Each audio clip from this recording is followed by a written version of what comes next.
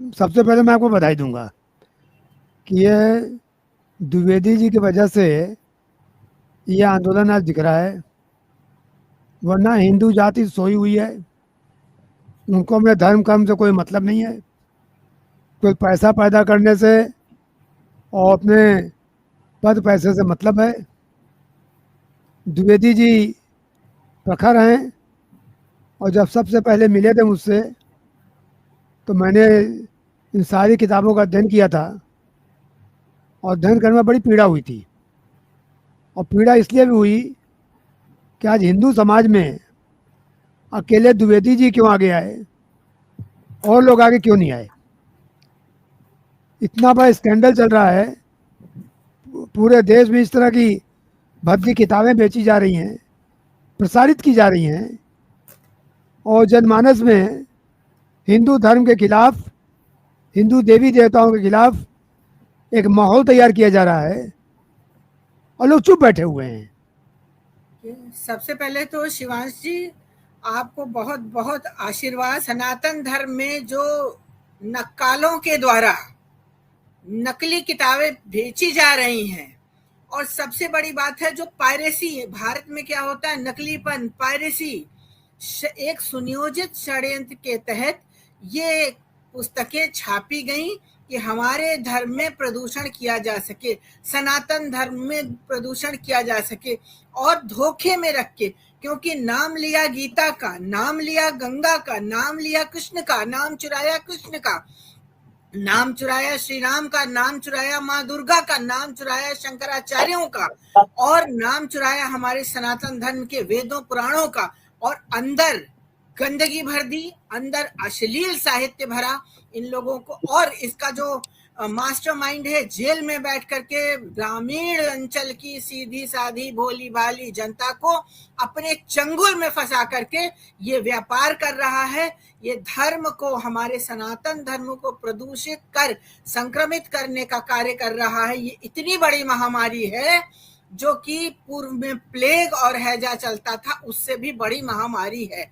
इसको लेकर के अपने गुरुजी माननीय हरिशंकर जैन के दिशा निर्देश में जो याचिका दायर हुई है, उसको माननीय न्यायालय ने बड़ी गंभीरता से लिया, क्योंकि पुस्तक के सारे पृष्ठ, जिन पृष्ठों में भगवान श्री राम को, माँ दुर्गा को, भगवान विष्णु को, भगवान श्री कृष्ण को, माँ सीता को, हमारे महादेव जी को अश्लील शब्दों से का प्रयोग किया गया था, उन सब पृष्ठों को माननीय न्यायालय ने देखा। और जब बहस चल रही थी तो मैंने स्वयं इस बात को महसूस किया कि माननीय न्यायमूर्तियों को न्यायालय में उस समय इन प्रश्नों को देखकर कितनी पीड़ा हुई। सारी बातें सुनी, राज्य सरकार को भी सुना, और सेंट्रल गवर्नमेंट के भी जो अधिवक्ता आए थे उनको भी सुना। उनको पूरी तरीके से विधिवत सुनने के बाद माननीय न्यायालय ने ये नोटिस जारी किया और ये बताएं राज्य सरकार ने इन पुस्तकों को सील करने का और सीज करने की कार्यवाही अब तक क्या की है। तो मैं शिवांश जी आपसे कहना चाहता हूं कि आप इसी मौका पाकर इसी के साथ एक टीम तैयार कीजिए पूरे देश में अधिवक्ताओं की, जो कि समर्पण की भावना से, हिंदुत्व की भावना से काम करें। और उनको संकल्प होगा कि हम कभी कोई टिकट नहीं मांगेंगे, किसी पद के पीछे नहीं जाएंगे, और केवल हिंदू समाज की सेवा करेंगे, हिंदू समाज के लिए काम करेंगे। और ये बता दूं आपका सारा आंदोलन जाया है। हम रोते रहेंगे, कोई हमारी नहीं सुनता, हमको कौन सुनेगा, हम तो सवर्ण हैं, हमारी तो सुनवाई नहीं है, हम पोलिटिकली दबा दिए गए। कोई नहीं दबा सकता। इसके लिए आपकी टीम चाहिए और टीम वर्क चाहिए। और टीम वर्क में सबसे पहली बात है, पाने की लालसा छोड़ दीजिए, खोने की क्षमता रखिए, खोने की। और हमको आपको वो टीम तैयार करना है। जैसे शिवांश जी हैं, मैं जब मेरे पास आए थे तो मैं कई दिन तक किताबें देखा, बड़ा फिक्र रहा कि इसमें क्या किया जाए। आज जन भावना को जगाना होगा, आपको बतलाना होगा कि जो लोग हिंदू समाज के खिलाफ बोल रहे हैं वो देश के गद्दार हैं, ट्रेटर हैं। और इस देश में अब हिंदू समाज की अवमानना नहीं चलेगी। तो हमको आपको बैठकर एक कमरे में चुपचाप शांति से बैठकर फार्मूला निकालना पड़ेगा और वो दिशा पूरे समाज को देनी पड़ेगी।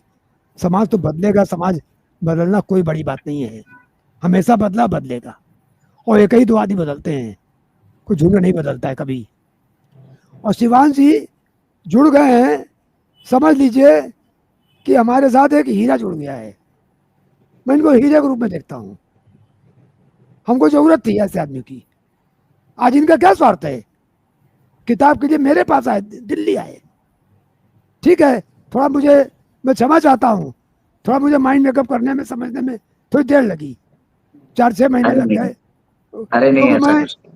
क्योंकि मैं प्रयास कर रहा था किसी और लेवल पर, वो नाम नहीं लूंगा, मैं और लेवल प्रयास कर रहा था कि मामला हो जाए। मुझे आश्वासन भी दिया गया था, पर बात पूरी नहीं हो पाई।